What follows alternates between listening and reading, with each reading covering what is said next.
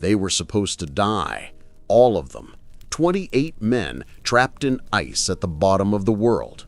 No radio, no rescue ship, no path home. And yet, when it was over, not one man was lost. Picture the Weddell Sea in early summer. Flat light, air that bites the lungs. In the middle of it, a black-hulled ship called Endurance tries to thread a moving maze of ice. The leader on deck is Ernest Shackleton, thick coat, calm eyes. He had a simple promise to his men: we go together, we come back together. The ice closes at night. It groans and locks around the planks like a slow fist. By morning, Endurance is not a ship in water anymore. She is a wooden island trapped in a white continent that floats. The compass still points, but direction no longer matters. The ice decides where you go. Days turn to weeks. The men learn the new soundscape. Timbers creak, dogs bark, the cook's ladle knocks like a small bell. Frank Worsley, the captain, takes sights whenever the sky clears. He logs numbers that feel like prayers. Each figure says the same thing: we are drifting farther from everything. Shackleton keeps a steady routine: warm drink at set times, work when there is work, games when there is none. He visits every tent at night, a word here, a joke there. He knows that in the polar regions, morale is a kind of fuel. He spends it wisely. He earns it back. In October, the pressure rises. The ice packs tighter. It heaves the ship up, then crushes her ribs like a giant hand.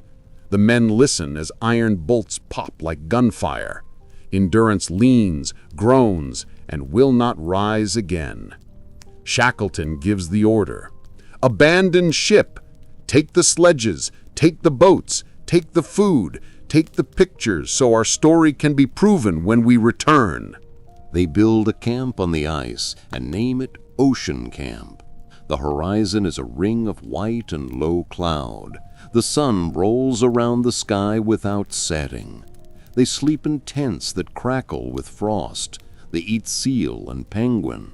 The dogs dig bowls in the snow and curl inside them like commas in a long sentence. The ice never stops moving. The floe that holds them is a raft they cannot steer.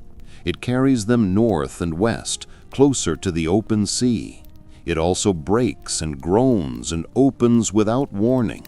One night, water splits the camp in two. The men leap the gap. A sledge slides into the black.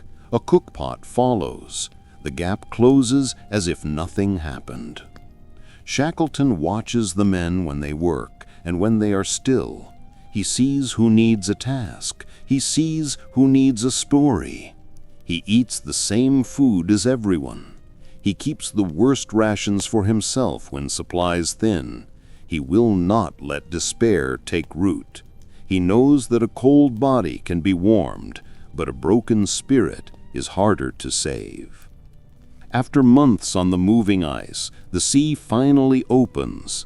They launch 3 small boats named James Caird, Dudley Docker, and Stancomb Wills. The water is cruel. The wind is wet and sharp. The waves slap the men in the face and then freeze on their beards. They bail and row. They row and bail. They steer by gut and by Worsley's numbers. They aim for Elephant Island because it is the closest edge of rock on the right side of nowhere.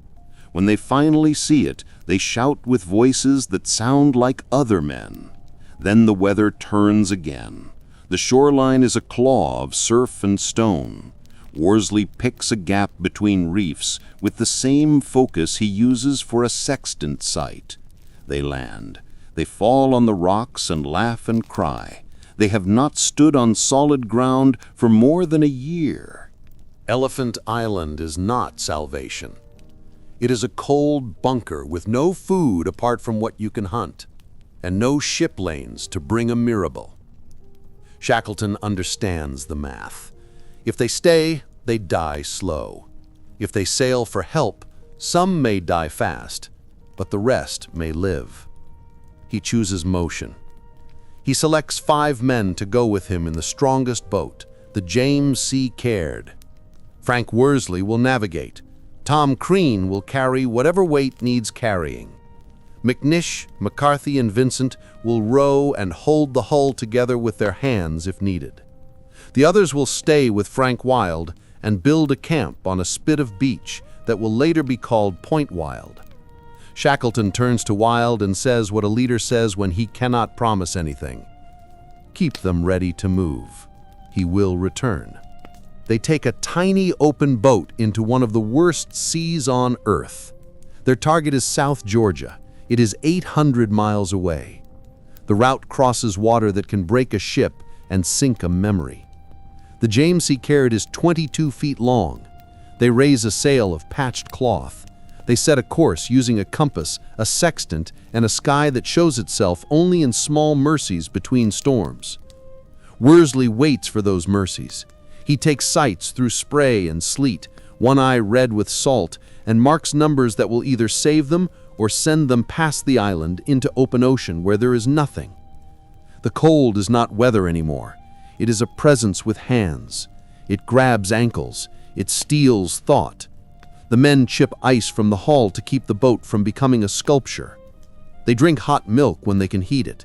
They talk little. Shackleton watches the faces. He keeps the watches short. He rotates men before they crack. He tells a story when the sky lowers, something from home, something with bread in it, something with laughter. He knows that images can feed the mind when the body is empty. 2 weeks on that water. Then one morning the sea changes color. The air smells different. A line of dark rises out of the mist like an answer. South Georgia. They try to land on the west coast and are thrown back by surf that could break bones. They find a small cove called King Haakon Bay and drag the boat into it like a trophy they have stolen from death. They are not finished. The whaling stations sit on the other side of the island. Between here and there stand mountains that no one has crossed. The maps are guesses. The men are soaked and thin. Shackleton looks at Worsley and Crean. "We go now," he says. "If they stop to rest, their bodies may refuse to rise again." They climb with nails hammered into their boots. They cross glaciers that may be bridges or may be traps. They slide down a snow slope on a coil of rope because it is the fastest way and also because it is the only way. They walk through a night so long it bends into day. When they hear a steam whistle across the ridge, they stop and look at each other. It is the sound of other people. It is the sound of heat and metal and bread.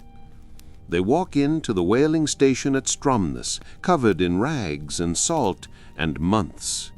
The men stare at them as if ghosts could cast shadows. Shackleton asks for the manager. He gives his name. The manager steps back. "We thought you were dead," he says. Shackleton answers with the next task. He has men on the far side of the island. He has more men on Elephant Island. He needs a ship. The first rescue attempt fails. Ice bars the way. The second fails. The third fails. Winter is returning. Every failure is a stone in the stomach. Shackleton keeps going. He will not leave his people in the sentence that starts with almost. He secures a fourth ship, a small Chilean vessel called Yelcho, under Captain Luis Pardo. They find a gap through the winter ice and reach Elephant Island on August 30th, 1916. The men on the beach are thin. Beards hide faces that were once full. Frank Wild has kept them alive with rationing and hard will. He keeps the camp ready to move every day because he believes the promise. When the ship appears as a dark shape in the mist, the men line up before they are asked. Shackleton counts quickly. He counts again. 22 on the beach, 6 who came in the boat, himself, Worsley, Crean, all present, not one lost. There is no speech. There is food. There is heat. There is the sound of boots on a real deck. There is the silence that comes after a long fear leaves the room. Later, When people ask how he did it, Shackleton shrugs and talks about luck and good men. He does not mention the nights he stayed awake listening for the sound of a mind beginning to break. He does not mention the share of hunger he kept for himself to prove a point without words. What does this story mean in the dark, by a small fire, with sleep not far away? It means leadership can be quiet. It means courage can be shared like a blanket.